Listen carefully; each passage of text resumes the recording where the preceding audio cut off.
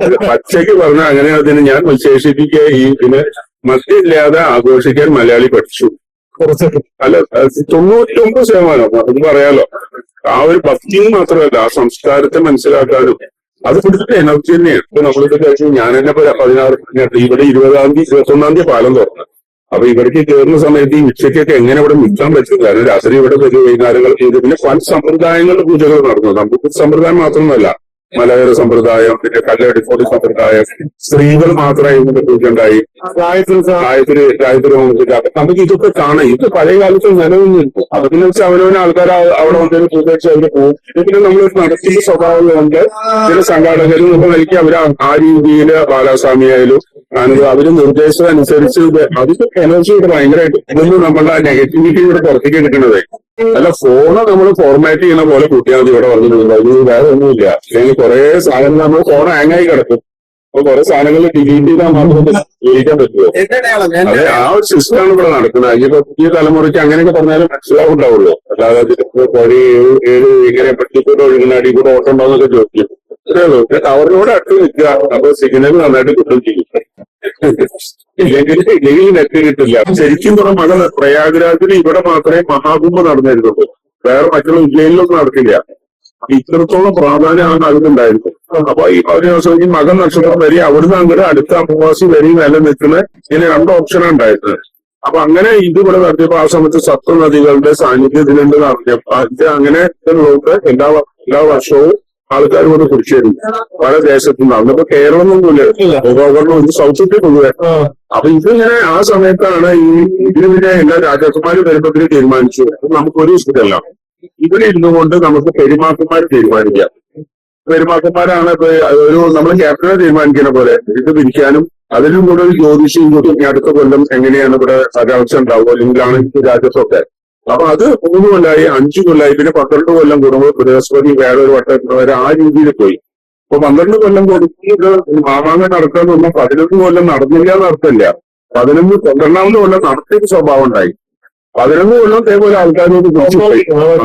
കുംഭമേള ഇവിടെയൊക്കെ കുംഭമേള എന്ന് പേരില്ല. 4 കുംഭമേള ഇന്ത്യയിലുണ്ട്. കുംഭമേള എന്ന് പറയാൻ കാരണം ഒരാളുടെ പേര് ശ്രീധരൻ എന്നാണ്. അയാൾ കുട്ടൻ അറിയപ്പെടുന്ന വെച്ചാല് നമ്മൾ നാട്ടിൽ പോയിട്ട് കുട്ടൻ അന്വേഷിച്ചാലേ അറിയുള്ളൂ. ശ്രീധരൻ എന്നൊന്നും അറിയില്ല. അപ്പൊ ആൾക്കാർക്ക് മാഘമഹോ മത്സ്യം വന്ന അമ്പലത്തിലൊക്കെ പരിപാടിയെന്ന് വിചാരിക്കുള്ളൂ. അത് മോശമായിട്ടല്ല. അപ്പോ അതൊരു മനസ്സിലാക്കണം വെച്ചാൽ കേരള കുംഭമേള എന്ന് പറഞ്ഞാല് ജനിക്ക് അടുത്തൊരു കുംഭമേള എന്നൊന്നും പറയണ്ട, മാഘമഹോ മത്സ്യം പറഞ്ഞാൽ മതി. അങ്ങനെ ഈ സമയത്ത് ചേരമാൾ പെരുമാളാണ് അവസാനത്തെ പെരുമാക്കനായിട്ട് ഇരുന്നത്. അപ്പൊ ഇദ്ദേഹം സ്വത്തുലോകത്തിൽ പോയിന്നാണ് നമ്മുടെ വിശ്വാസം. പക്ഷേ ഈ ഗവൺമെന്റ് രേഖയിലെ മക്കയിൽ നിന്നാണ് ഇവിടെ വന്ന് 18 നാട്ടുരാജ്യങ്ങളിൽ തിരുനാളെ അവരെ എത്തിച്ച് ചാവക്കാട് പോയി മക്കയിൽ പോയി എന്നാണ് ഗവൺമെന്റ് ഈ മാമാങ്ക രേഖകളിലൊക്കെ ഉള്ളത്. അപ്പൊ ഇതിന് ശേഷം ഇതിനെ ആരും മക്കേ അത് ഗവൺമെന്റ് ഇതിന്റെ റിസർച്ച് പേപ്പറുകളാണ് ഒക്കെ. അതിപ്പോ നമ്മൾ ഇതിന്റെ ആ സമയത്ത് ഇതിന്റെ പെരുമ്പത്ത് സ്വരൂപത്തിന്റെ ഇതിനും അനന്തരവനിട്ടുണ്ട് അവിടെ. അത് കൊച്ചി രാജാവിന്റെ കീഴില്. അത് അവിടുത്തെ ചേരന്മാരെ അപ്പൊ ഏതോ ആരും ഏൽപ്പിക്കാതെ എന്തിട്ടയച്ചാല് ആരാ പിന്നെ അത് പെരുമാക്കാനാവുക പറഞ്ഞിട്ടുണ്ട്. എവിടെയെന്ന് ആലോചിച്ചതാണ്. അപ്പൊ ഇതിലേക്ക് സ്വർഗലോകത്തേക്ക് പോയി. അപ്പൊ ആ സമയത്ത് കൊച്ചി രാജാവാണ് ഇതിനോട്. അപ്പൊ അയാൾ ഇത് വേറെ ടെറിട്ടറിയാണ്. ഞാൻ അവിടെ എനിക്ക് ഉത്തരവാദിത്തമുള്ളതുകൊണ്ട് ഞാൻ വന്ന എഴുന്നേറ്റ് തരണം. അങ്ങനെ ഇതിനെ ഏൽപ്പിച്ചു. അടിപ്പുറം വെക്കുന്നില്ല. അപ്പൊ ഇത് പെട്ടെന്ന്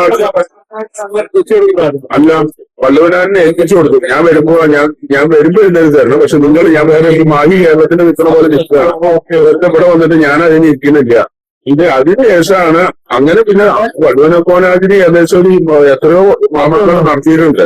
ഇവിടെ വെച്ചിട്ട് കുട്ടിക്കൊന്നു ഈ പള്ളിയിൽ വെച്ചിട്ടാണ് സാമൂതിരി അധികാരം പിടിച്ചെടുത്തത്. ഇവിടെ മുതൽ ഗുരുവായൂർ വരെ ഇവിടെ ഭർത്താവളാക്കി. നമ്മള് തിരുനാവായക്കാലിന്റെ ഏറ്റവും നല്ല ഏരിയ ആണല്ലോ. കാരണം ഈ ശത്രുക്കൾ വരുമ്പോഴും ഗുരുവായൂർ വരെ പിടിച്ചെടുത്തു വരുന്നുണ്ട് സാമൂതിരി. അപ്പൊ ഈ സമയത്ത് കൂടുതലുള്ള വല്ലവനെ പോലെ കൂടുതലുള്ള ഒരു 12 കൊല്ലം നമുക്ക് കാണാം. അവർ ഇവന്റ് ചെയ്ത് പോയി. അപ്പൊ ഇപ്പോഴും നമ്മളെന്താ വെച്ചാല് ഈ 11 എന്തായാലും ചാവാറായി വിളിച്ചു വെച്ചാൽ എനിക്ക് നോക്കുക. ഒരു രേഖയിലോ ഒരാളോ ഈ സാമൂതിരി ഈ 11 കൊല്ലം സാമൂതിരി വിളിക്കുമ്പോഴോ അല്ലെങ്കിൽ ക്ഷേത്ര ദർശനം പോകുമ്പോഴോ അവിടെ പോയിട്ട് അപ്പൊ കൊല്ലാൻ ശ്രമിച്ചിട്ടില്ല. പക്ഷെ ഇവിടെ സാമൂതിരിക്ക് 60 കൊടുക്കുകയാണ് ചാൻസ് ആരും തകർക്കാൻ പോയിട്ടില്ല. അപ്പൊ അതിനകത്ത് ധർമ്മയുദ്ധമായി. പിന്നെ പക്ഷെ ആ സമയത്ത് ഇത്രയധികം നാട്ടുരാജാക്കന്മാരെല്ലാം കൂടെ വരുന്നോണ്ട് ഒരു കാർഷിക വിപണി വലിയൊരു എക്സ്പോ നടന്നിരുന്നു ഇവിടെ. പിന്നെ ഈ ഒരു സംഭവത്തിന് മാത്രമായി ഈ പ്രാധാന്യം. കാരണം ഇതിനൊരു ആൾക്കാർ എല്ലാം നെഗറ്റീവിനാണല്ലോ താല്പര്യങ്ങൾ ഉണ്ടാവുക. അത് ഓടി വരുന്നതോ കെട്ടുന്നതോ അങ്ങനത്തെ ആ രീതിയിൽ ഇതിനെ വളർത്താൻ തുടങ്ങി. അപ്പൊ അത് പിന്നെ അങ്ങനെ 370 ബ്രിട്ടീഷ് കൊളോണിയൽ അവർ ഗ്യാതറിംഗ് നിർത്തിയേക്കോ. കാരണം എല്ലാവരും കൂടി നടത്തിയതിനെ തിരിയൊന്ന് പേടിച്ചിട്ട് അങ്ങനെ ആയിരിക്കാം. അതുകൊണ്ട് അത് ഗ്യാതറിംഗ് നിർത്തി. അതിനുശേഷം നടന്നിട്ടുണ്ട്. പിന്നെ അത് ഇപ്പൊ ഈ ഒരു 10 വർഷം കേട്ടണം ദിനേശേട്ടൻ ഓറോത്സവം അവരെല്ലാവരും കൂടി അദ്ദേഹമാണ് തുടങ്ങി വെച്ചത്. ദിനേശേട്ടൻ അദ്ദേഹമാണ് ഇതിന്റെ റിസർച്ച് ഇതിന്റെ ത്രികോണ മധ്യസ്ഥ. കാരണം ഇവിടെ നവാമുദ്ദീൻ ബ്രഹ്മവിഷ്ണു ഇതൊരു ത്രികോണം നമ്മളുടെ ഈ മഹാമേഖലയിലെ നടുക്കിൽ ത്രികോണത്തിന്റെ അവസ്ഥ ഉള്ളതുകൊണ്ട് ഇതിന്റെ ഒരു പ്രാധാന്യ സ്ഥലത്തിന് മനസ്സിലാക്കി. പിന്നെ തിരുനാവായിക്ക് എവിടുന്ന് വരുമ്പോഴും എനിക്ക് 4 പേര് കൃത്യമായിട്ട് എവിടെ ഉള്ളിക്ക് വരണമെന്നുണ്ടെങ്കിൽ ടോൾ കൊടുത്തിട്ട് വരാൻ പറ്റും. കാർത്തല ചുങ്കം പിന്നെ ചുങ്കം ഇവിടെ ഈ ഉള്ളിക്ക് കയറുന്നത് ടോൾ കൊടുത്തിട്ട് കയറാൻ പറ്റും പഴയ കാലത്ത്. ഒരു സംസ്കാരത്തിന്റെ തലസ്ഥാനമായിരുന്നു. ഇവിടെ വരെ കപ്പല് ഒക്കെ പോയി എന്നൊക്കെയാണ് നേവി പറയുന്നത്. ബന്ദർക്കാടുമായി ഞാൻ കാരണം വെള്ളം ഉണ്ടായിരുന്നിരിക്കുക വെള്ളമുള്ളത്. അതെ. അപ്പൊ ആ ഒരു പ്രാധാന്യം ഇത് സംസ്കാരത്തിന്റെ ഉത്സവമാണ്. അപ്പൊ അതാണ് അപ്പൊ ഈ ഒറിജിനൽ പൂ കഴിഞ്ഞാൽ അത് വണ്ടിനോട് പറയണ്ട. ഇതാണ് നടക്കുന്നത്. അതായത് ഒറിജിനലായിട്ട് എന്താണ് ജനങ്ങളിൽ എത്തിയത്. അത് ആ സംസ്കാരത്തിന് ആരും എതിരല്ല. പഞ്ചഭൂതങ്ങളെ നമുക്ക് നിയന്ത്രിക്കാൻ പറ്റാത്തതിനൊക്കെ നമ്മൾ ദൈവങ്ങളാക്കിയിട്ട് അതാണ് നമ്മൾ വേദങ്ങൾ പറഞ്ഞത്. പഞ്ചഭൂതങ്ങളെ ക്ഷേത്രം ദൈവം എന്നൊക്കെ പറഞ്ഞിട്ട് അതിന് ശേഷം വരുന്നതാണ്. ഒരു യാഗം നടക്കുമ്പോൾ ഒരു ഗണപതി പൂജ വരെയൊക്കെ സോമയാഗായാലും പഞ്ചഭൂതങ്ങളെ അതിലെ പ്രധാനമായിട്ട് ജലം പ്രധാനമാണ്. കാരണം ശരീരത്തിന് മുഴുവൻ 80% ജലമാണ്. നമ്മള് മരിച്ചാലും ജലമാണ്, ജനിച്ചാലും ജലം കൊടുക്കുക. വെള്ളമില്ലാത്ത പരിപാടിയില്ല. ഇപ്പൊ ജലത്തിൽ നിന്നാണ് നമ്മൾ ജനിച്ചതും. അപ്പൊ തീർത്ഥത്തിന് അതിപ്രധാനമാണ്. നമ്മൾ ഒരു പ്രാർത്ഥന ജലം ചെയ്യാതെ പറ്റില്ല. പൂജകളും ചെയ്യാൻ ഒരാൾക്ക് വൈദ്യകർക്കൊന്നും പൂവ് വേണ്ട, ജപിക്കാൻ പൂവ് വേണ്ട, കൈകാൽ കഴുകാനോ അല്ലെങ്കിൽ നമ്മൾ എഴുന്നേറ്റ് അതാണ് ചെയ്യുക. അപ്പൊ തീർത്ഥത്തിന് അതിപ്രാധാന്യമുണ്ട്. സ്നാനത്തിനാണ് പ്രാധാന്യം. നമ്മുടെ ഈ 7 നദികൾ ഒഴുകുന്നത്. അല്ലാത്ത സമയത്തും അതെ, അത് ഈ ഒരു സമയത്ത് അതിൻ്റെതായ പ്രത്യേകതകളുണ്ട്. അപ്പൊ അത് മനസ്സിലായി. അപ്പൊ ഈ ആനന്ദവനി സ്വാമിക്ക് അദ്ദേഹം മഹാമണ്ഡലേശ്വരം ജനങ്ങളിൽ എത്തിച്ചു കൊടുത്തു. അല്ല ആ ഒരു എന്താ പറയാ സ്ട്രോങ് ആയിട്ടുള്ള വാക്കുകൾ അതെന്താന്ന് മനസ്സിലാക്കി കൊടുത്തു. അല്ലാതെ ഇതൊരു പാർട്ടിയെ വളർത്താൻ അല്ലെങ്കിൽ ഒരു ഹിന്ദു തീവ്രത ഉണ്ടാക്കാനൊന്നല്ല. അതൊക്കെ ഇവിടെ വെക്കാൻ മനസ്സിലാവും. അങ്ങനെ ആവണ്ടേ ആരും സംസാരിച്ചിട്ടില്ല. അതിനെ പറ്റി നമ്മൾ ആരും സംസാരിച്ചിട്ടില്ല. ഇതൊരു പഴയ കാലത്ത് നിലനിന്നൊരു ആചരണമാണ്. ആ ആചരണ തിരിച്ച് ഒരു 10,000 15,000 ആൾ ഒരുമിച്ചിട്ട പന്തലാണ്. ഇവിടൊക്കെ 4 ലക്ഷം 3 ലക്ഷം 5 ലക്ഷം ആളെ വന്ന് പോണേ.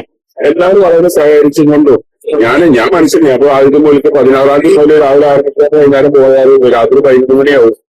ഈ കേരളത്തിലെ ഇത്രയധികം പഞ്ചായത്തുകൾ നല്ല പറയണേ. ഒരു വാർഡിൽ നിന്ന് ഒരാളും ഇവിടെ വന്നിട്ടുണ്ട്. തീർച്ചയായും ഉറപ്പിക്കാൻ പറയാം. എനിക്ക് പറയാം ഞങ്ങളുടെ നാട്ടിൽ ഞാൻ ഏറ്റവും കൂടുതൽ കണ്ടത് പ്രായമുള്ളവരാണ് ഇവിടെ കൂടുതൽ. കാരണം അവര് യാതൊരു പ്രാധാന്യം കൊടുക്കുന്ന. പിന്നെ നമ്മളൊരു തമാശക്ക് പറയുകയാണെങ്കിൽ മദ്യമില്ലാതെ ആഘോഷിക്കാൻ പഠിച്ചു മലയാളി. പച്ചയ്ക്ക് പറഞ്ഞാൽ അങ്ങനെ അതിന് ഞാൻ വിശേഷിപ്പിക്കുക. ഈ പിന്നെ മദ്യമില്ലാതെ ആഘോഷിക്കാൻ മലയാളി പഠിച്ചു. അല്ല 99% അത് പറയാലോ. ആ ഒരു ഭക്തിയും മാത്രമല്ല, ആ സംസ്കാരത്തെ മനസ്സിലാക്കാനും അത് കൊടുത്തിട്ട് എനർജി തന്നെയാണ്. പറഞ്ഞില്ലേ ഞങ്ങളെന്നെ ഇപ്പൊ നമ്മളിത് ഞാൻ തന്നെ 16 ഇവിടെ 20-ാം തീയതി 21-ാം തീയതി പാലം തുറന്നത്. അപ്പൊ ഇവിടേക്ക് കയറുന്ന സമയത്ത് ഈ ഉച്ചയ്ക്കൊക്കെ എങ്ങനെ ഇവിടെ നിൽക്കാൻ പറ്റും? കാരണം രാത്രി ഇവിടെ വൈകുന്നേരങ്ങൾ ചെയ്ത് പിന്നെ പല സമ്പ്രദായങ്ങളുടെ പൂജകൾ നടന്നു. നമുക്ക് സമ്പ്രദായം മാത്രമല്ല, മലയാള സമ്പ്രദായം, പിന്നെ കല്ലടിക്കോടി സമ്പ്രദായം, സ്ത്രീകൾ മാത്രമായി പൂജ ഉണ്ടായി. ഗായത്രി ഹോമത്തിന്റെ. അപ്പൊ നമുക്ക് ഇതൊക്കെ കാണാം. ഇത് പഴയ കാലത്ത് നിലനിന്നിരിക്കും. അതെന്ന് വെച്ചാൽ അവനവന് ആൾക്കാർ അവിടെ വന്നൊരു പൂജ വെച്ച് അവര് പോകും. പിന്നെ നമ്മളൊരു നടത്തുന്ന സ്വഭാവം കൊണ്ട് ചില സംഘാടകരും ഒക്കെ നൽകി അവര് ആ രീതിയിൽ ബാലാസ്വാമി ആയാലും അവര് നിർദ്ദേശം അനുസരിച്ച് അതിന്റെ എനർജി ഇവിടെ ഭയങ്കരമായിട്ട്. ഇപ്പൊ നമുക്ക് ആർക്കും പറയില്ല. ഇവിടെ വന്ന് പോണവർക്ക് സ്നാനം രാവിലെ 8:30 മന്ത്രം പറഞ്ഞു കൊടുത്ത സ്നാനം കുറച്ചെങ്കിലും കേൾക്കണം. കുളിച്ചില്ലെങ്കിലും അതിങ്ങനെ അതിൽ നമ്മളുടെ നെഗറ്റിവിറ്റി ഇങ്ങനെ പുറത്തേക്ക് എടുക്കണതേ പറ്റില്ല. അല്ല, ഫോണ് നമ്മൾ ഫോർമാറ്റ് ചെയ്യുന്ന പോലെ കൂട്ടിയാൽ മതി. ഇവിടെ വന്നിട്ടുണ്ട്, അതിന് വേറെ ഒന്നുമില്ല. അല്ലെങ്കിൽ കുറെ സാധനങ്ങൾ നമ്മൾ ഫോൺ ഹാങ്ങായി കിടക്കും. അപ്പൊ കുറെ സാധനങ്ങൾ ഡിലീറ്റ് ചെയ്താൽ മാത്രം ഉപയോഗിക്കാൻ പറ്റുമോ? അത് ആ ഒരു സിസ്റ്റമാണ് ഇവിടെ നടക്കുന്നത്. അതിപ്പോ പുതിയ തലമുറയ്ക്ക് അങ്ങനെയൊക്കെ പറഞ്ഞാലും മനസ്സിലാവുണ്ടാവുള്ളൂ. അല്ലാതെ അതിന്റെ വഴി ഏത് ഇങ്ങനെ പെട്ടിക്കൂടെ ഒഴുകുന്ന അടി കൂടെ ഓട്ടം ഉണ്ടാവുന്നൊക്കെ ചോദിക്കും. ടവറിനോട് അടുത്ത് നിൽക്കുക, അപ്പൊ സിഗ്നൽ നന്നായിട്ട് കിട്ടും ചെയ്യും. ഇല്ലെങ്കിൽ നെറ്റ് കിട്ടില്ല. 5G പറയാൻ പറ്റിയത് ഹര ഹര മഹാദേവ്, ഹര ഹര മഹാദേവ്. ഞാനിപ്പോ എന്റെ അഭിപ്രായം പറയുകയാണെങ്കിൽ ഇത് നമ്മുടെ വിജയമാണ്, ഹിന്ദുക്കളുടെ വിജയമാണ്. അതിൽ സത്യസന്ധമായിട്ടുള്ള ഒരു മനസ്സുള്ളത് കൊണ്ട് എല്ലാരും ഇങ്ങടെ ഒഴുക്കു വന്നത്. നമ്മളെല്ലാരും ഒന്നാണ് എന്നുള്ളത് തിരിച്ചറിവ് ഇപ്പൊ നമ്മുടെ ഉള്ളറിഞ്ഞ എല്ലാവർക്കും ഉണ്ട്. ഇതിവിടെ ക്രിസ്ത്യാനും മുസ്ലിം ഒന്നുമില്ല, ജാതിമത ഭേദമില്ല. ഇവിടെ എല്ലാരും ഒരുമിച്ച് നിന്ന് ഇത് വിജയിപ്പിച്ചിട്ടുണ്ട്. ഇവിടെയുള്ള കടകളെല്ലാം മുസ്ലിം ചേച്ചിമാരുടെ ഉണ്ട്, ക്രിസ്ത്യാനികളുടെ ഉണ്ട്. എല്ലാരും ഇവിടെ നാനാ മതക്കാർ വന്ന് ഇനിയും അടുത്ത 12 വർഷത്തിന് ഇവിടെ ഇതിനെ കാട്ടി 3 ഇരട്ടി ആകും. ഇത് ഹിന്ദു മുസ്ലിം എന്ന് പറഞ്ഞ ജാതിമത ഭേദമില്ല. ശബരിമല പോലെ തന്നെയാണ് ഈ പുണ്യസ്ഥലവും. ഒരു നേരം ഇവിടെ വന്ന് എല്ലാരും വരും. അടുത്ത വർഷം ഹിന്ദു അല്ല, ക്രിസ്ത്യനല്ല, മുസ്ലിം അല്ല, എല്ലാരും സർവ്വജനങ്ങളും ഇവിടെ വരും. അതും ഓം ഹരി ഹോം. സമ്പൂർണ്ണ ജാതകം, പ്രശ്നപരിഹാരങ്ങളോട് കൂടിയ സമ്പൂർണ്ണ ജാതകം നിങ്ങളുടെ കൈകളിൽ ലഭിക്കുന്നതിന് താഴെ കാണുന്ന നമ്പറിൽ ബന്ധപ്പെടുക. ജ്യോതിഷവുമായി ബന്ധപ്പെട്ട എല്ലാ വിശേഷങ്ങളും അറിയുന്നതിനായി നവഭാരത് ജ്യോതിഷം ചാനൽ സബ്സ്ക്രൈബ് ചെയ്യുക. നിങ്ങൾ ചെയ്യേണ്ടത് ഇത്രമാത്രം: താഴെ കാണുന്ന നമ്പർ നിങ്ങളുടെ മൊബൈലിൽ സേവ് ചെയ്ത് ഹായ് അയക്കുക. ജ്യോതിഷ സംബന്ധമായ എല്ലാ ആവശ്യങ്ങൾക്കും നവഭാരത് ജ്യോതിഷം നിങ്ങളോടൊപ്പം എന്നും കൂടെയുണ്ട്.